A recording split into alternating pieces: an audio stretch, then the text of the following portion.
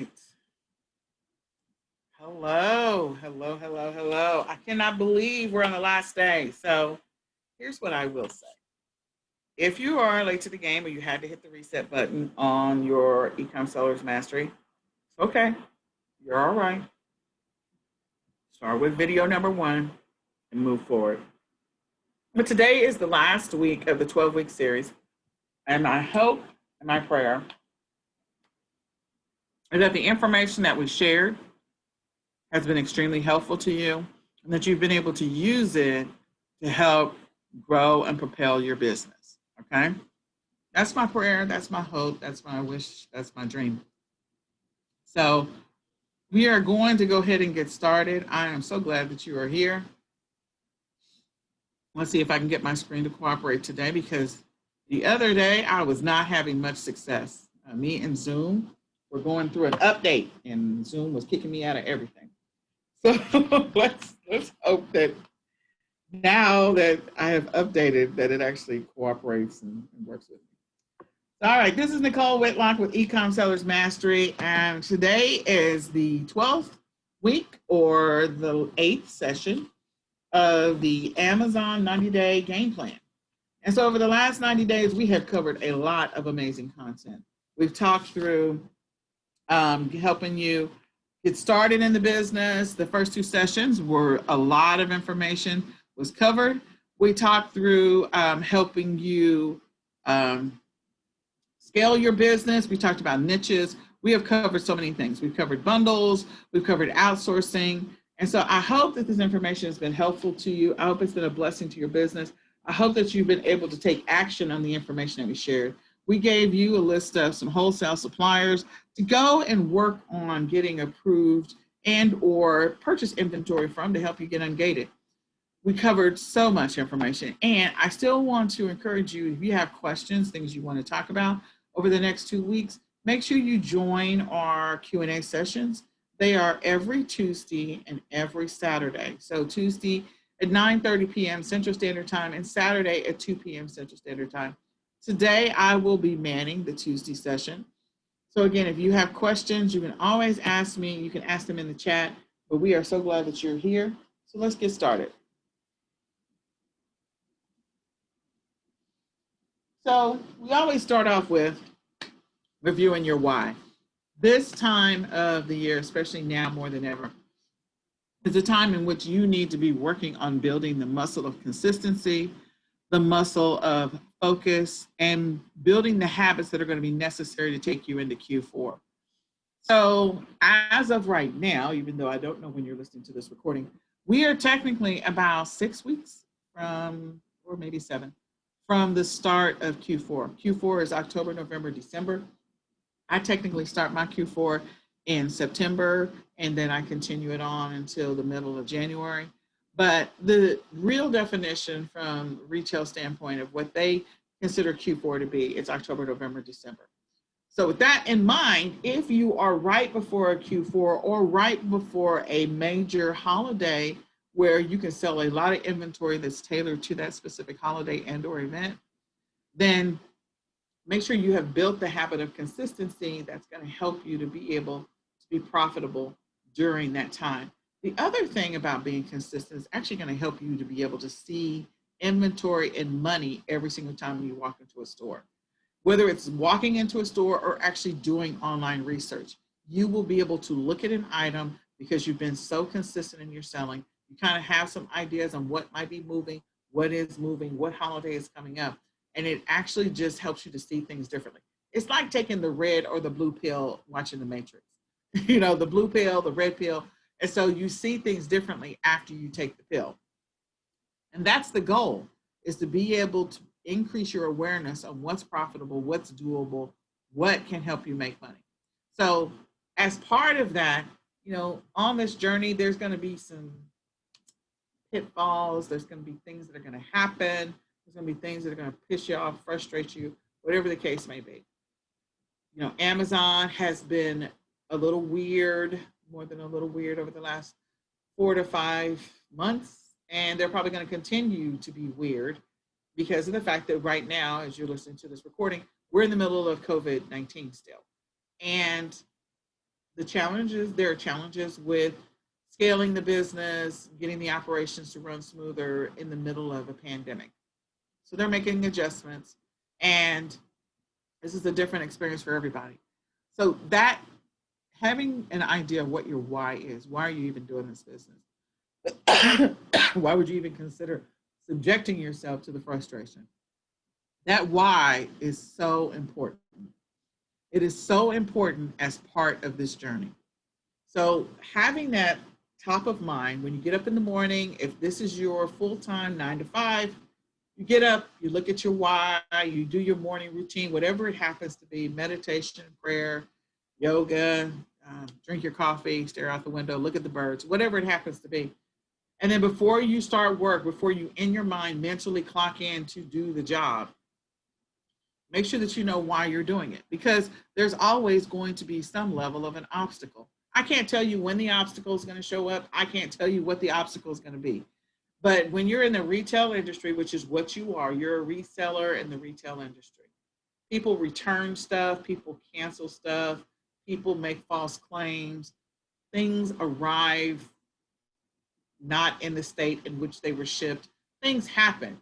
I'm not saying that's going to be the case 100% of the time, but there is going to be a certain percentage of that that's going to happen to all sellers who have sold for any amount of time.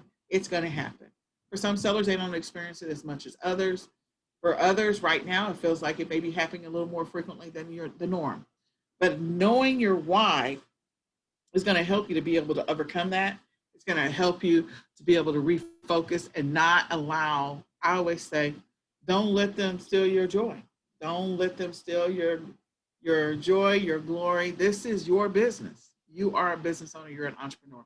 So make sure that you're always reviewing your why, especially when you get frustrated, especially when there's setbacks, especially when you're distracted. Sorry about that. Go back to your why.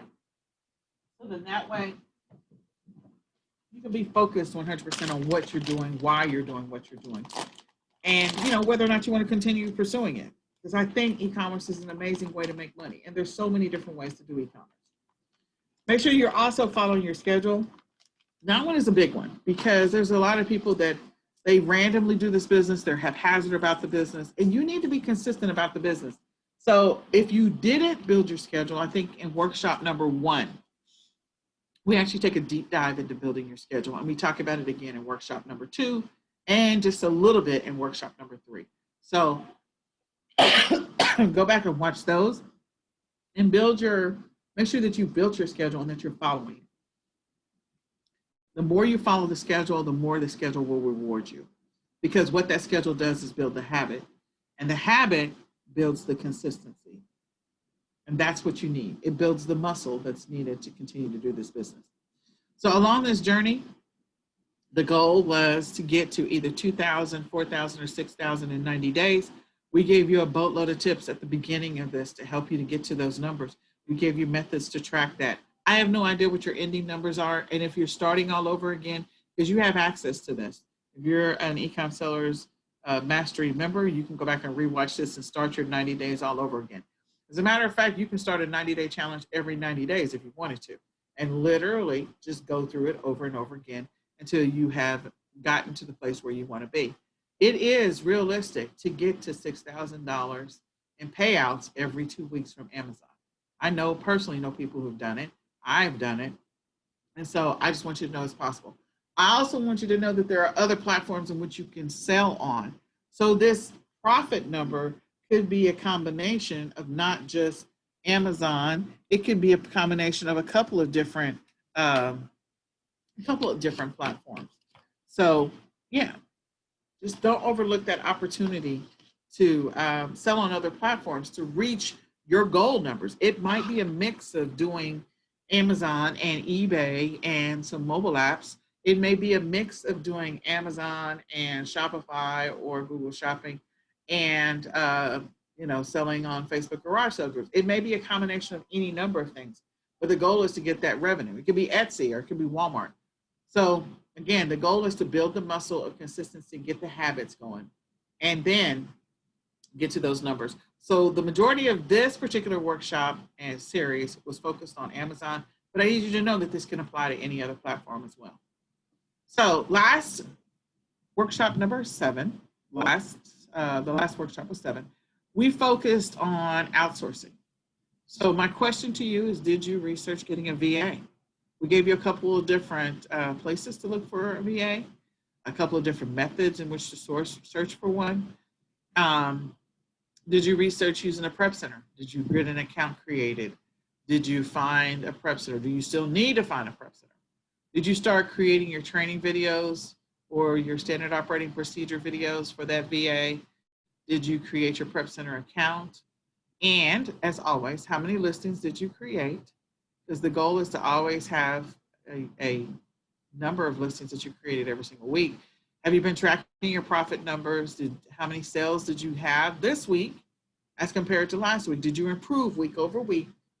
Because this is week 12. So if you're filling out the tracking sheet, starting off with week 1, again, you can use that tracking sheet every 12 weeks if you want to do this over and over again, just to see if you are getting better and being more consistent and building up your numbers. And did you follow your schedule? That always, always, always matters. So today the focus is 100% around scaling your business. That's what we're going to focus on. I intended to separate this out by operations versus marketing versus sourcing.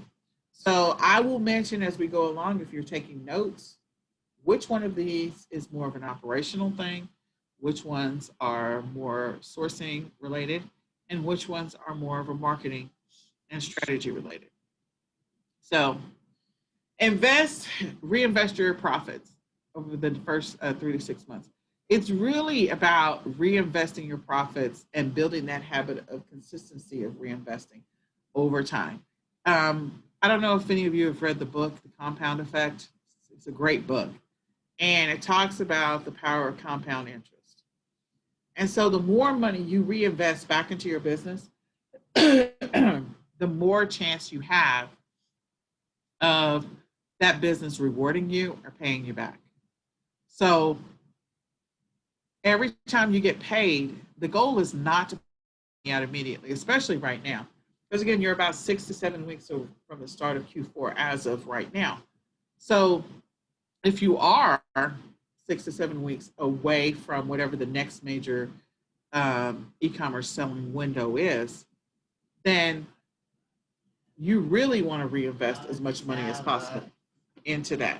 You really want to make sure that you really want to make sure that you're reinvesting as much as possible into your business. Okay? So once you're profitable, and this is only after you're profitable, don't invest any money in tools until you're profitable. Okay? This is a big deal for people who are wanting to scale, because if you're spending money on all these tools and you're not using them, or you're spending money on all these tools and you haven't made enough money to cover the expense of the tools, then you need to get rid of the tools. Okay? Increase your operational hours. There's a lot more to this. There's a lot more that I wanted to add for increase your operational hours, but you should gradually over time, because the first time that you're doing something, you're really just building the muscle of consistency so that you can sell products, and so that you can get better at the different things. So an example would be listing. When you first started creating listings on Amazon, it might take you an hour just to create a listing, or it might take you 2 hours. For some people, it might take 2 hours. I got to take the picture. I got to go do the keyword research. I got to make sure that I go in and populate all of the search term fields. Oh my God, it took me 2 hours to get this done. And if that is the case, that's a long time. But after 6 months of consistency, it should not take you 2 hours to create a listing. You should be closer to something 20 minutes, 10 minutes at some point. Or maybe you've gotten to the place where you've gotten really fast at creating listings, and now you're comfortable with creating spreadsheets so you can do mass loads. So then you spend 2 hours populating a big giant spreadsheet with 200 products so you can do an upload into Amazon. So again, optimizing the time, you get more done as you get faster and better at something. When you first learned how to ride a bike, you were probably horrible at it, and it probably took you forever to get from one end of the block to the other. But as you got better at it and you stabilized yourself and you got better at balancing yourself and pedaling, you're able to move faster. So that's the whole point about increasing your operational hours. You know, initially 20 hours took you forever to do absolutely nothing. Now 20 hours is like a blink. So maybe I can go up to 30 hours, and then that's going to be optimizing, using more time in my business to do more stuff. Research and create private label or white label products. That is a great opportunity. There's so many different white label products out there where you can slap your logo on it, and be able to, your brand, your business, whatever it happens to be, and sell it. Whether it's some type of hand cream, whether it's special markers or notepads, whether it is, they even have white label toys like supplements. They got all kinds of stuff that you can do white label, pots and pans. So these are opportunities for you to create a brand and begin that process of branding yourself. Or you can do private label. There's some great private label trainers out there. We have a private label course, but I highly recommend Amy Weiss or Becky Timms, and just look at their private label courses and, you know, go through that if you want to do private label. Just keep in mind, private label, again, there you have to have a market for it. There has to be market research done before you jump into the fray.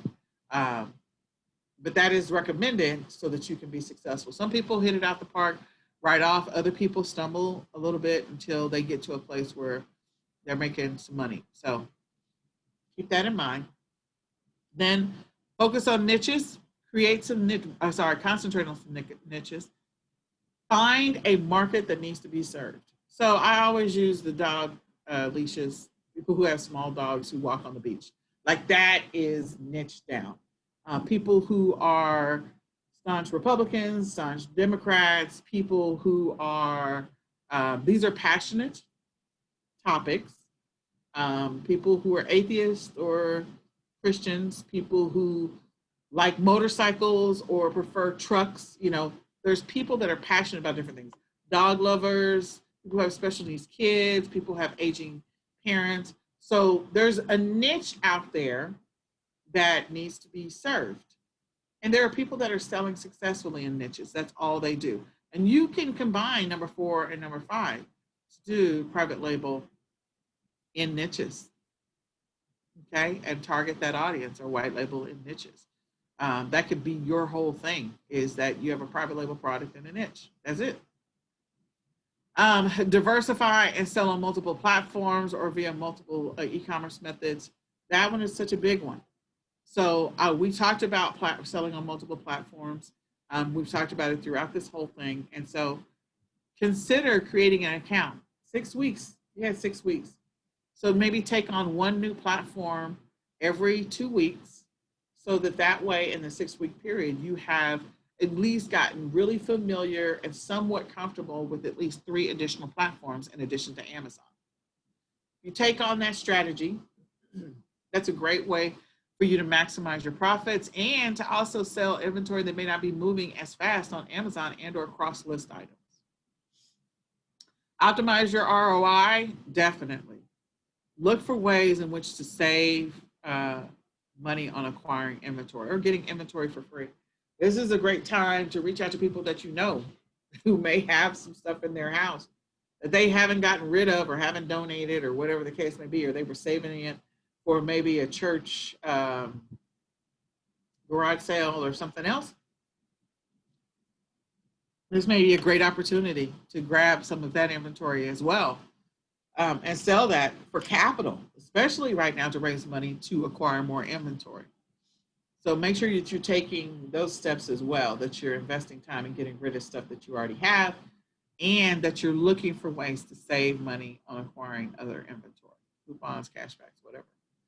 Hire a local personal helper, whether it be a personal helper, personal shopper, somebody to come in and help you package up stuff, ship stuff to customers, somebody to help you catalog your existing inventory, somebody to actually create your listings or take your photos, somebody that will actually go do the shopping for you or pick up inventory that you've ordered or already prepaid for it. Hire somebody. So one of the strategies that I used to teach a couple of years ago, well, more than a couple, I think it was like 2016 or 17. So my strategy was that I entire month of June and July and August raising money for my VAs for October, November, and December. I would sell extra inventory. I would do garage sales. I would sell stuff on other platforms. And I would use all of the extra money outside of my regular sales on Amazon. And I would use that extra money to pay for a VA. So if I had a VA, and not a VA, but like a local helper.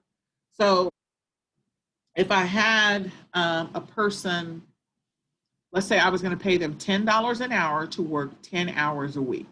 And that person was just coming in to do shipments. So that maybe they came in 2 hours every single day for 5 days, just to do shipments for me during Q4. And I knew that I was going to have them work for me for at least 8 weeks. So maybe they started the 8-week period.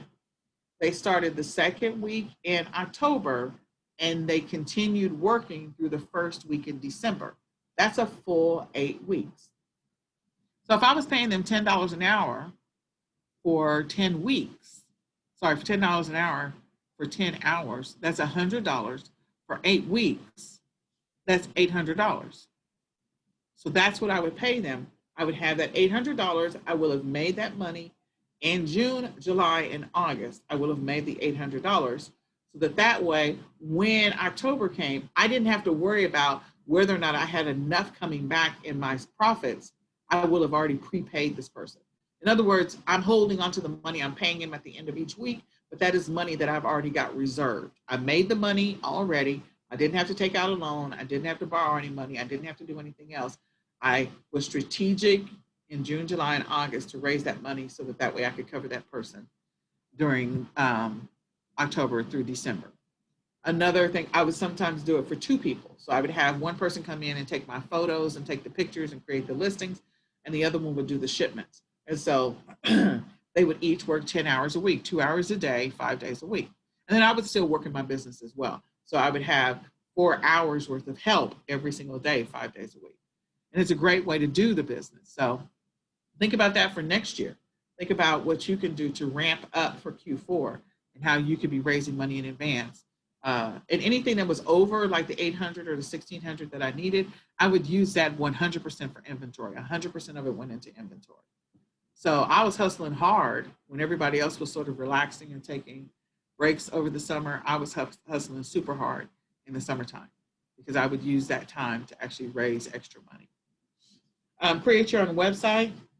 Creating your own website, there's so many different tools, and we'll talk about that in just a second, but just creating a website, especially if you're going to do a private label or white label, if you're going to focus on a niche, creating your own website is a great way to scale. Do paid campaigns and advertisements. So you've got advertising you can do on Amazon, PPC. You can also do ads on Google. You can do Bing. You do Yahoo. So you can do ads. There's so much ad space out there. You can do ads on different platforms. So look into that as well. Get creative about your sourcing. So there's going to be different ways in which you can actually source. Some of it I've mentioned in number 7, but there's other ways in which to source. Outsource simple tasks to a VA. So if you need somebody to crop all your images or to get rid of the get rid of the background, so you want them to be PNG files or make the background white. Again, you can send that over to a VA and have them do that work. If you want somebody to do keyword research for products or for bundles you're about to create, send that over to a VA to do that. And then consider moving your operations to a prep center or fulfillment center. Handling a lot of inventory during Q4, a lot of people like to do that. If your life is such that it's not going to work out for me, I'm not going to be able to do this, then begin the process now of looking into a prep center. That means that you'll be able to maximize yourself. So then you don't have to do number 8, which is hire a personal helper. Or maybe you do, and that personal helper helps you get everything over to a prep center so that somebody else can send the shipments over to either to your customers directly, doing merchant fulfilled or seller fulfilled, or to Amazon for you, one or the other. You can also use that, the personal helper, the VA, to actually, place orders with your suppliers for you. So again, outsourcing operations so that you can focus on stuff that's going to yield a higher return. So reinvesting your profits for the first 3 to 6 months, every week consider investing 80 to 90% of your profits. That is just such a big deal. If you haven't implemented that strategy, you really should look into it. That is going to be a big deal.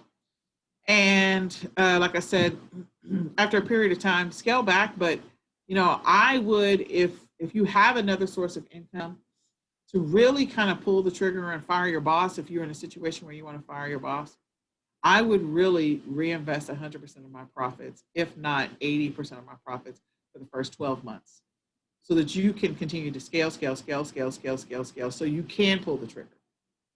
Okay. And in the middle of that, also consider investing in training that's actually going to make sense for you, whatever it happens to be. So if you decide you want to incorporate print on demand into your business, invest into a print on demand course. If you decide you're going to incorporate private label into your business, invest in a private label course.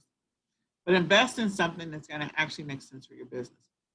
Don't invest in things that don't make sense for your business. If you don't plan on ever doing print on demand, if you're just going to play with print on demand, go watch some YouTube videos. If you really want to take a deep dive and really do print on demand, then invest in it after you've kind of gotten your Amazon business going and it's sort of semi on autopilot because you've implemented other processes. Then go invest. Okay. So once profitable, invest in software. So there's always going to be free tools that are out there. So many free tools that are out there. Always take advantage of the free tools first. Do that. Then once you're into profit, it is so important that you are into profit before you start buying tools like Jungle Scout or Helium 10 or Inventory Labs or ESM Inspector Pro. Starting off paying for those, when you're paying $40 to Amazon and you're paying whatever the amount is to these other subscriptions or paying the flat fee, you're going to be that person that says, I paid all this money and I didn't make any money. E-commerce does not work. It's because you went out and you bought a shrink wrap machine and you went out and bought a Dymo printer and you went out and bought whatever you have now. Start with that. Start with that until you're into profit. And then once you get to a profit threshold, and you need to set that based on your budget and what your expectations are. Set your profit threshold before you will buy whatever the thing is you want to get. So if it is, I got to have at least $1,000 in profit before I buy my first whatever tool, or then do that. Once you hit $1,000, then you can pull the trigger on that thing. Okay, I need to be into $2,000 or $3,000 in profit before I will buy the next whatever. Then get to 3,000 and then pull the trigger on buying that next thing. Too many people own too many tools that they don't ever use. I will tell you, a significant number of the big sellers that I know, they use tools very sparingly because the habit of consistency helps them to see products everywhere they go. Helps them to naturally research products. One of the first guys I ever followed was Cody Hawk. And he was like, I don't recommend any research tools at all. And I was like, what? And then I finally got it. Once I spent enough time in the business, it started to make sense to me why you don't sometimes need any of those tools. I'm not going to lie. I've had ESM Inspector Pro for I don't know how long. And I do mean I don't know how long. And I think I bought it in like 2016 and I've never used it. Well, I haven't used it this year. I didn't use it last year, and I didn't use it the year after that. I think I used it for the first time in 2016. I maybe used it a little bit in 2017, and I stopped using it. And I still have a lifetime membership. I don't use it. There are other things that you will use, like some people love repricers, but I think a significant number of them got a wake-up call last year when Amazon's algorithm was like, because Amazon doesn't like certain things. So their algorithm changes every year on what it is they don't like. And they don't like a lot of price changes they didn't like a lot of price changes last year. So a lot of people didn't get as much organic traffic as they were expecting on Amazon and they were frustrated. So just be prepared for stuff like that.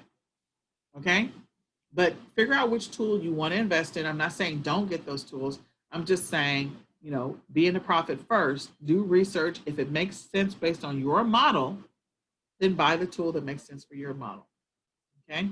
If your inventory is such that you got a boatload of inventory and a lot of different SKUs, and you don't want to, you want one place to manage all that because you're selling on multiple platforms, then yeah, having a tool like eCom Dash or Inventory Labs or some of these others might make sense. But make sure you're in the process before you take on something else.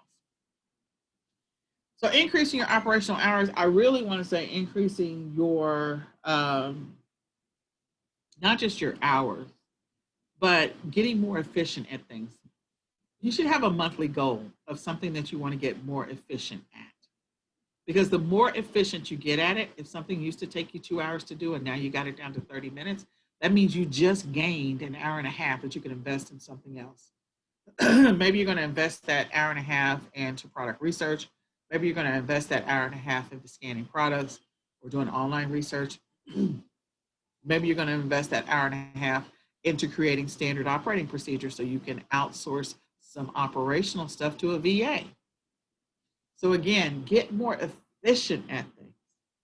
If you get more efficient at creating listings, or you get more efficient at scanning things, or you get more efficient at shipping things out, or maybe if you have kids in your house, or you have other family members that are with you, get the family involved. Get them doing something different other than sitting in front of the TV playing video games and or watching TV. Get everybody involved to see how you can reduce the amount of time that you spend doing something so it's more efficient and runs smoother. Then you can use that extra time that you just gained to do something else that's going to make you more money. The more efficient you get, the better, the more you'll have a chance to find more profitable items and or source more profitable items. So the first one, reinvesting your profits in the first 3 to 6 months, that is really more of an operational thing. When you look under operations, operations going to include, some of your administrative stuff, some of your budgeting and planning stuff.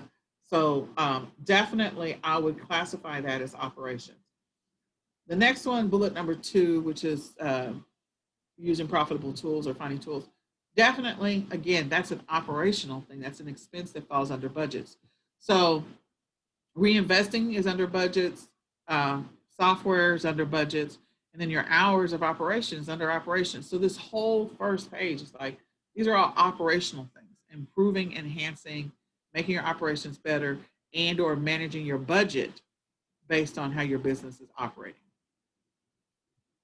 The next one is create or research private label, white label products. Again, there's so much opportunity. If you're into baby, there's so many products out there that are white label that you can put your label. So create a label, create a brand, and start the process of branding. Go through product registry, get a trademark, all of that fun stuff. So you can establish your brand and move down that path. Now, before you move down the path of branding, you have to have some type of game plan.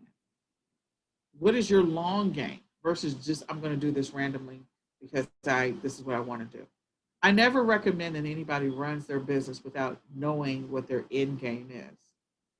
So if your end game is at the end of 2 or 3 years or 5 years, you want to sell this brand, or you want to will this brand over to your family, your kids, your grandkids, what's your end game? Never start something without knowing what your end game is going to be. Seriously. If you're going to do retail arbitrage, how long are you going to do retail arbitrage? Are you planning on doing it forever? Some people have been doing it for years and they love it. But, are you going to continue to do it forever? Are you going to do private label? Are you going to incorporate private label? What's your end game? How long are you going to do this thing? Everybody that, we've all, a lot of us have been taught to get a job and you're going to work for a company for X number of years and then you're going to retire. So the end game is to retire. When you start working at 18 or 20, the end game is to retire at 65. So that's the end game. Retire with what? Retire with a house, retire with a paid for house, retire with a paid for car, retired with money to live off of for the rest of your life, retired with maybe a vacation home, all of that. You have an end game. The same thing with your business. You need to know what the end game is. So if you go into private label and white label, make sure you put all the processes and pieces in place so that this private label and or white label business can go on without you. Make sure you have operational processes put in place for your private label business or your white label business. Make sure that you have, a budget that's assigned to it, a relationship, a contact list Who is going to take over this business if tomorrow a plane lands on your house or you die from cardiac arrest? Who's going to take it over? Who's going to run it? How are operations going to continue to go on without you? A lot of people get into private label and white label and they don't think about that. And so I want you, if you're going to do it full on. Don't do it half ASS. Don't do that. Do it full on. Make sure that you're doing it in such a way that this thing can go on beyond you and without you. Okay, and that goes for all of your e-commerce operations. How does this business survive after you're gone? Is this something you're going to will to your kids or your grandkids? Or is this something that just stops when you're gone? You know, what's the end game? To sell your business? There are people that are selling their Amazon store. There are people that sell their eBay stores. You know, that is an opportunity and that is an option. So build up the traffic, build up the business and sell it, and build up a new one and sell it and build it. That's what people do. So be thinking about that. Research opportunities to for products that you can potentially sell, for sure. There is there's so much demand for different things. Right now, there's a bunch of demand for products that don't have harsh cleaners in them and products that don't have harsh, you know, the alcohols and all that other stuff. So be thinking about that. Do that research. And then niches, again, that bullet is, they're tied together. So, you know, what do you know? What are you involved in? What are you part of? You know, if you're part of a church group, what does your church group do? How often do they meet? What are some of the topics they talk about? Do they go do retreats? You know, is there an opportunity for you to service a niche for church members who go on retreats, or to service churches that create retreat programs? Is there an opportunity for you to service a niche for people who need cleaning supplies for their house, or people who have kids that are at home doing virtual school and they're pulling out their hair? Like, is there a niche that you can serve and support? Do the research, do the research, do the research. You know, check in Facebook groups, join some of those Facebook groups, watch some of the conversations. If you're doing research, like a couple times a week, that could be something great that you can have a VA do, log in as you, and go do some, you know, reconnaissance and find out what's happening in those Facebook groups and what are they talking about. And then that will be an opportunity for you to potentially create a Facebook group so that you can sell products to those people. Okay. Diversify your platforms. Always, always, always, always. Amazon's going to have hiccups. I think everything that everyone has learned from this pandemic is that if they were sending inventory into Amazon doing FBA, that their inventory was held hostage for about a good 6 weeks. 6 weeks of potential no income because Amazon's not paying to the item is shipped. So why would you do that to yourself? So people learned that they had to learn to diversify. So as I said before, you got 6 weeks until the start of Q4. Is this an opportunity for you to get, if you've already gone through the entire mastery course? If you haven't gone through the entire mastery course and you're starting all over, this is fine. Just go through the course, stay the course, focus on your daily activities, track your numbers. But if you've already gone through the course and you're ready to transition to the next level, then make sure that you're taking the opportunity to learn one new platform every 2 weeks. That gives you 3 new platforms to add in addition to Amazon, or 3 new methods of selling.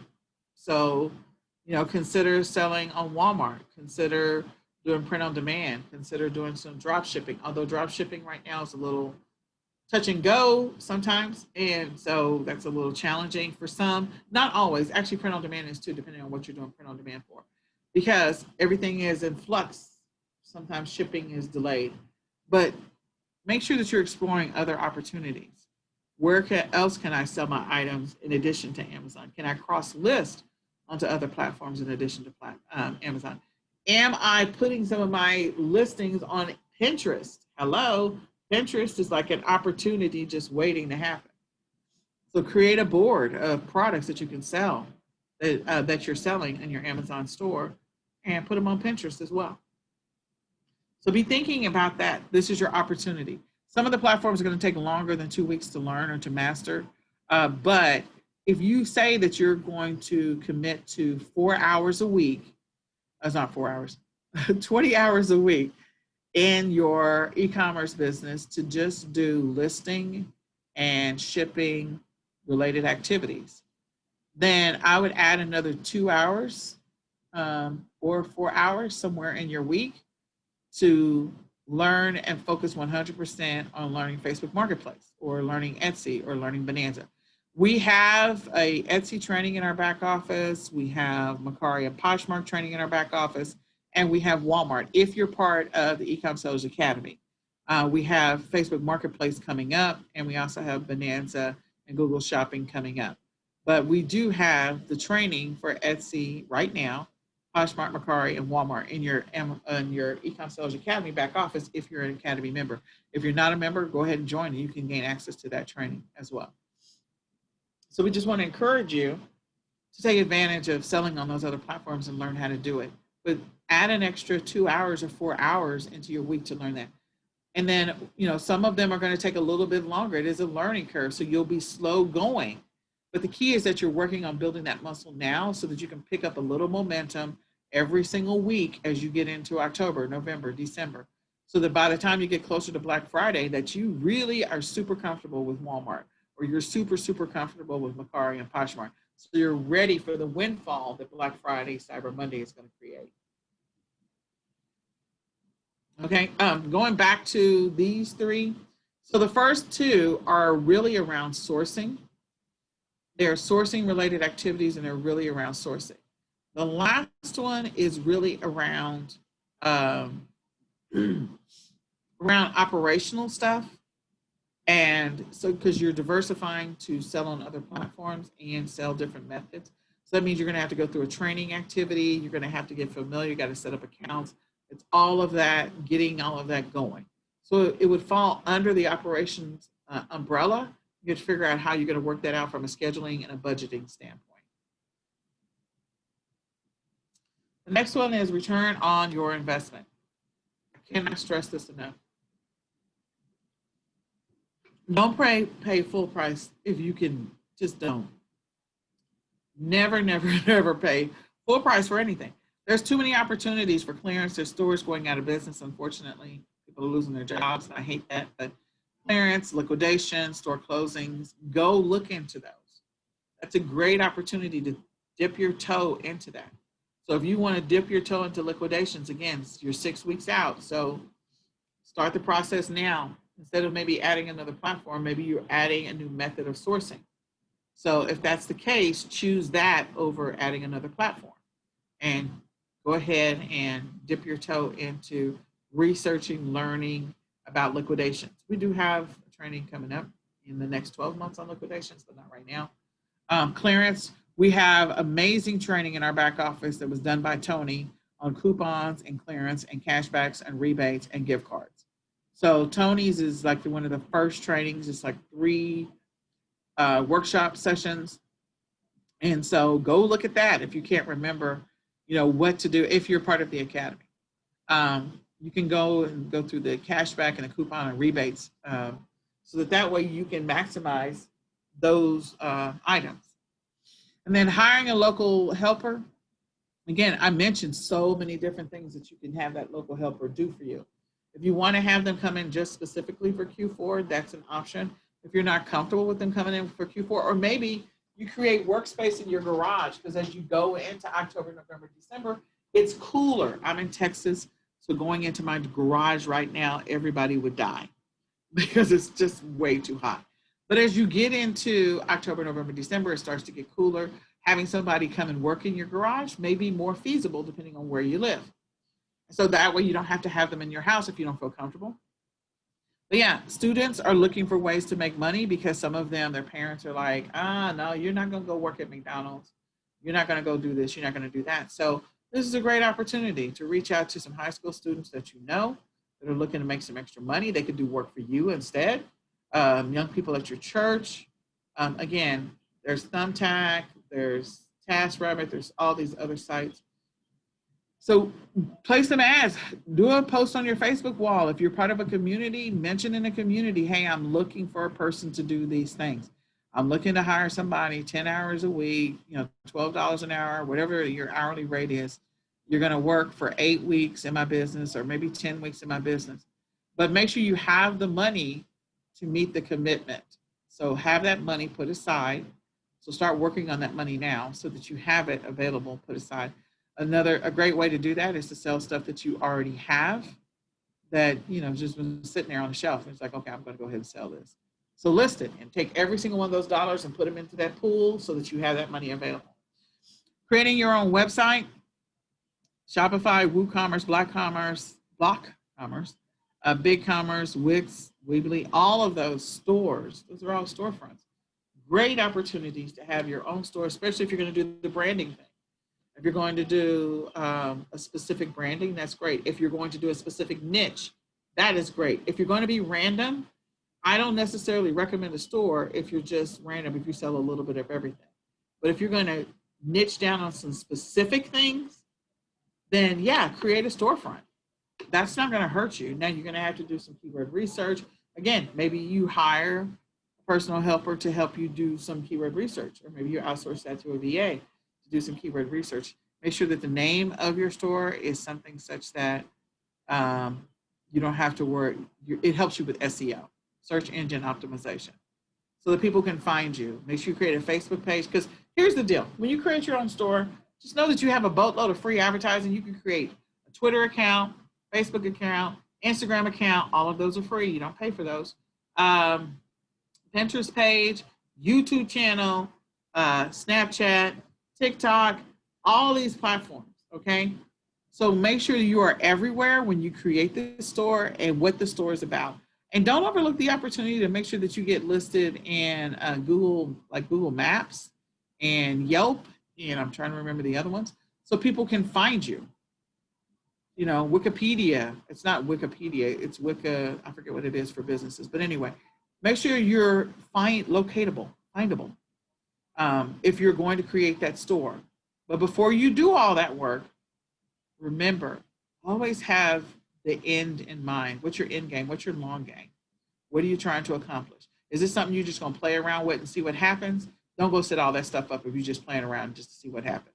But if you're really like, I am really into this whole dressing up your dog and having dog costumes or whatever. If that's your thing, if that's your jam, if this is something you've always liked, you're a person who loves to fish, if you're a person who loves to hunt, if you're a person who loves to draw, then commit to that. If that's your jam, do it. But if it's something you just randomly, I'm going to try this, and this is not your specialty and you don't know a lot about it, then don't do it. Okay? Then don't do it. Okay? Then from a standpoint of where these fit, so So from a standpoint of where do these fit? So creating your own website, again, that's going to be in operations. It also is going to involve marketing, definitely. Hiring a local person, that's operational. Return on your investment, again, the optimizing. That is operational, but it's tied to your budget. It's all about your expenses. How much money are you willing to invest and spend into inventory? And how are you going to mitigate or manage that inventory? Okay, paid campaigns, advertising, organic traffic. So I just mentioned a couple of things for organic traffic, setting yourself up on Yelp if you're going to create a store or a niche store, making sure that you have a Google Google Maps, you're listed in Google so they can find you. There's other sites, you can just Google free sites to register. You can register your business and several other free sites. Make sure that you have all of the social media. LinkedIn, I didn't mention that one. So make sure you have accounts for all of the social media so that way you can start marketing and then doing that keyword research. But you are going to have to spend some money on some paid advertising. Sometimes it makes sense, especially if you're launching bundles. When you first start, you may have to do some paid advertising. If you are, if you're going to do a niche, sometimes it requires paid advertising. So just to get more eyes and traffic so you can get indexed in the search engines. So I'm going to give you a little hat trick real quick that's not mentioned here. And I think we talked about it during keyword research, but if we didn't, I'm mentioning it now.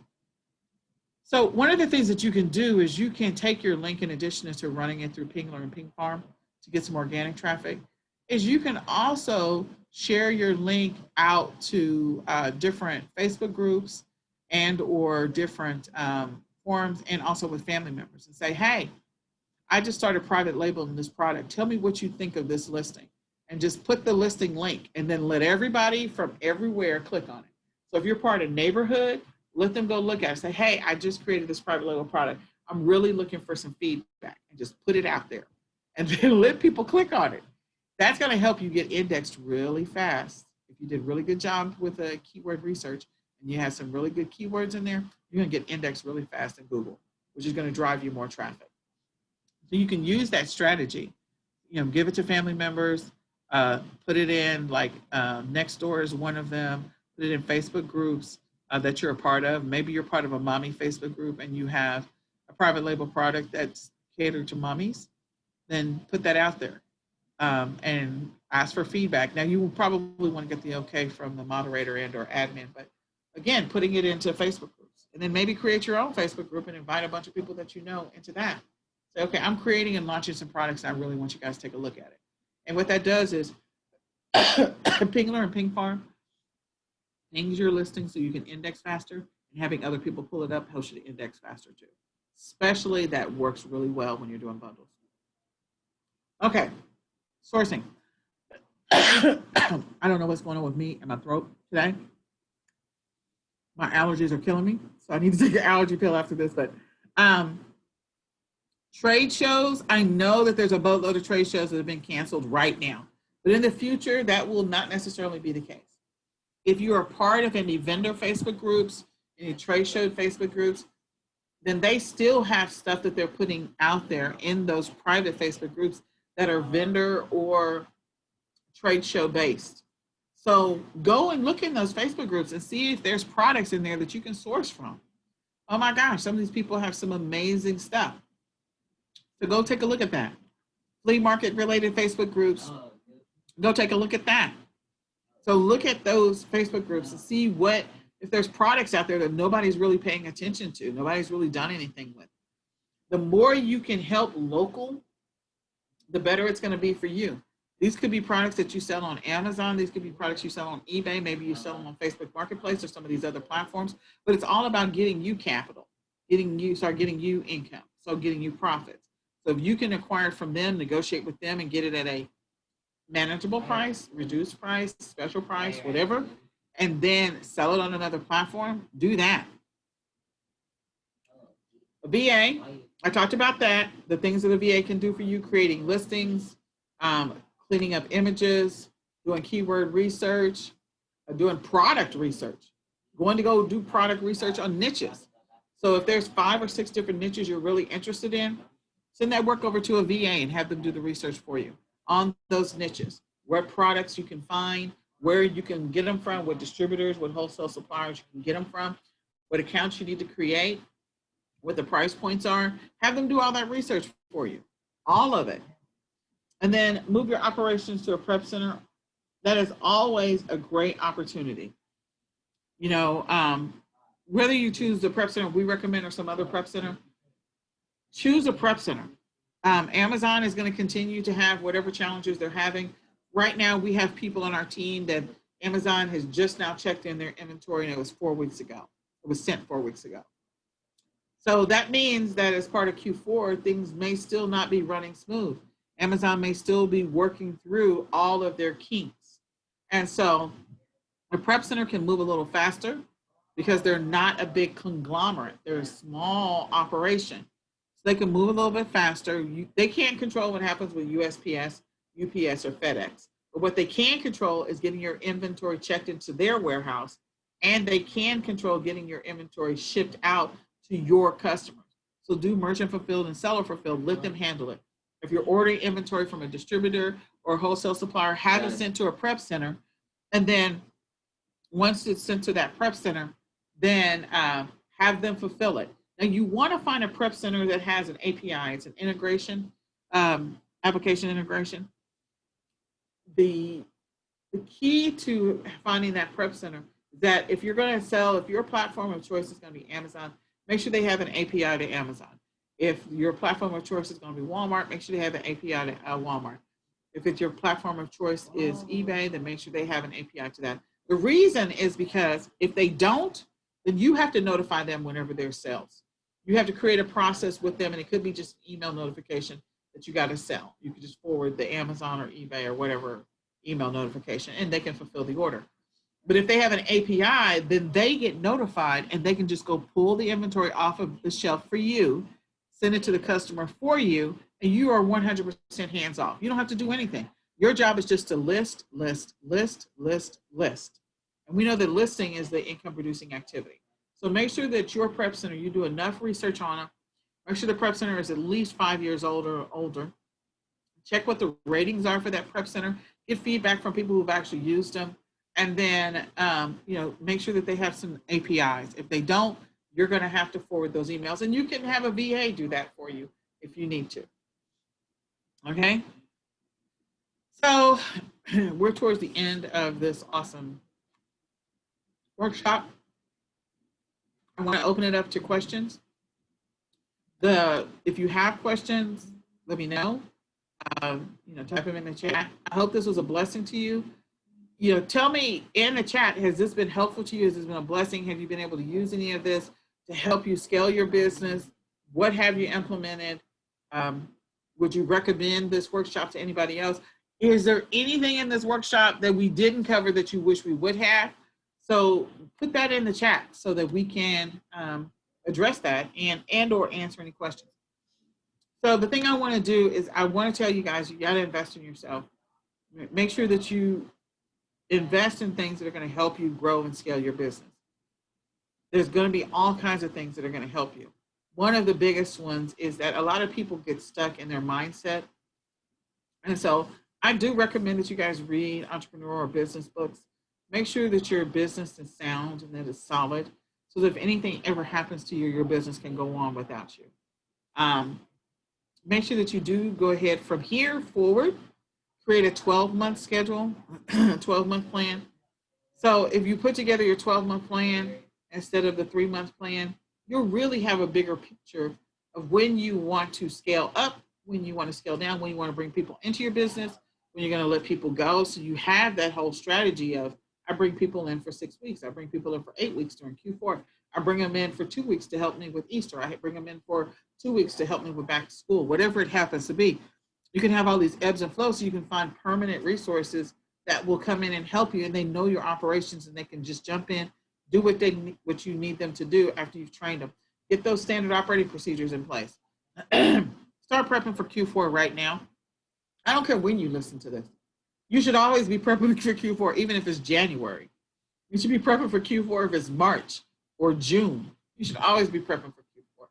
You should always be looking for opportunities to acquire inventory at a discounted rate for Q4. You should always be doing that. We do have the next mastery class, it's workshop that's coming up. It's going to be Shopify and Walmart. It starts on the 26th. I'm excited about that. And also nervous. Sign up for the Q4 Summit. I encourage you to do so. We're going to be covering so many different things in the Q4 Summit that's going to help people with their business for Q4. So get registered right now. And again, as always, the last 4 are the same. Increase the number of items that you list each week. Just gradually get better, faster, stronger. If you listed 100 last week, try to list 105 this week. Always revisit your why and your daily targets. You need to know what your numbers are at all times. You need to know where you are, where you stand in your business. If you're not reaching your goals and your targets, then it doesn't do you any good. You got to know what you're shooting for. You're just randomly doing the business if you don't have anything that you're trying to work towards.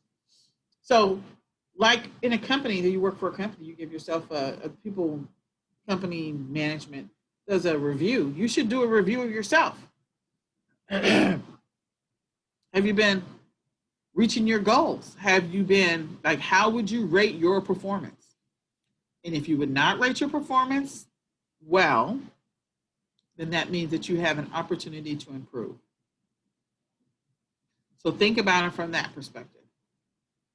If you were hiring you, would you hire you again tomorrow?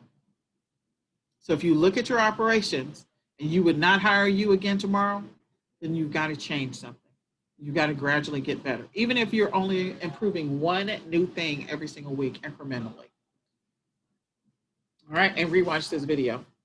So what questions do we have? Has this been a blessing to you? Has this been helpful to you? What questions can I answer? Are we being shy? Are we not talking today?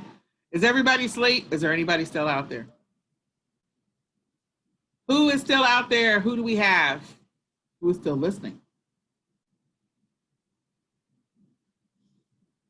All right. Well, I hope this was helpful. I thank you all for participating. I thank you all for being here. And I don't know. Wait a minute. Allowed to talk, allowed to talk, allowed to talk. There we go. So if you have something you want to say, go ahead and unmute yourself and come on out and, share any feedback you want to share. Has this been helpful? Was this 12 weeks beneficial? Did you come up with some new ideas on how you can get better in your business? New strategies? Nope, I've heard all this before. You can unmute yourself.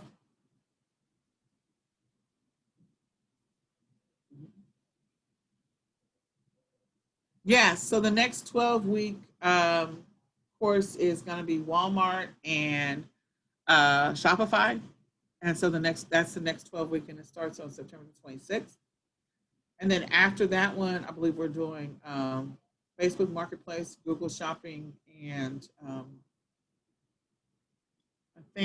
can't remember. It's like we're doing 4. But if you want to go back and start all over and start from video number 1, again, you have access to the membership site. So go into the membership site, go start with number 1. And hold yourself accountable. Because again, if you would not hire you in 12 weeks, then you got to revisit what you're doing. So start from video number 1, heads down, get focused, and then take off from there so that will be your 12-week start. And then that way you're ready to go. And you can always, again, restart your 12 weeks at any point. So for some people, like I actually do 90% of what I do is on a 12-week calendar. We host summits. We host a new summit every 12 weeks, except for during Q4. So we have one in the first quarter, second quarter, and third quarter, every single year. We, whenever we do training, we have targeted training that we do every 12 weeks. And so that targeted training is designed to help people get ready for Q4 or get ready for whatever's coming up. So I'm very methodical about that 12-week window. I think it is extremely important. You can gauge what you've done successfully, what you failed at in a 12-week window. And the question becomes, if you were you, would you hire you tomorrow? If you wouldn't hire you tomorrow, then what is it that you need to improve so that you can get up the next morning and say, yes, I would. I did a great job today and I would hire me tomorrow. Okay? Because we all have areas of improvement. Trust me, I have about a lot of areas of improvement. But I'm always trying to do better than I did yesterday. And that is who you're competing with. You're competing with yourself. All right, so I will see you all at 2 o'clock today. I'm so glad you were here. And good luck. And I will get this video uploaded later on today so that you'll have access to the entire series. You can start all over from scratch.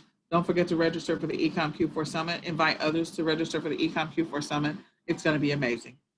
All right. Bye for now. And thanks so much.